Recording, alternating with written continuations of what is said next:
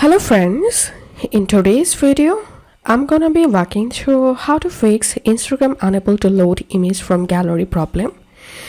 So first of all, we will delete our Instagram cache file and app data. So for that, open your phone settings, scroll down and tap on app management, tap on Instagram, tap on storage usage, tap on clear cache and tap on clear data. And now go to your Instagram and check the problem is fixed or not.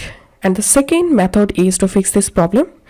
We need to give permissions. So for that, open your phone settings, scroll down and tap on app management, tap on Instagram, tap on permissions. And from here, you have to turn on all permissions. And now go to your Instagram app and check the problem is fixed or not. And the third solution is we need to uninstall our Instagram app and uninstall your Insta app from here and go to Play Store and reinstall your Instagram app. And that's how you can fix this problem. If this video helped you, give a thumbs up and please consider subscribe to 5 Minute Solution. Thank you for watching.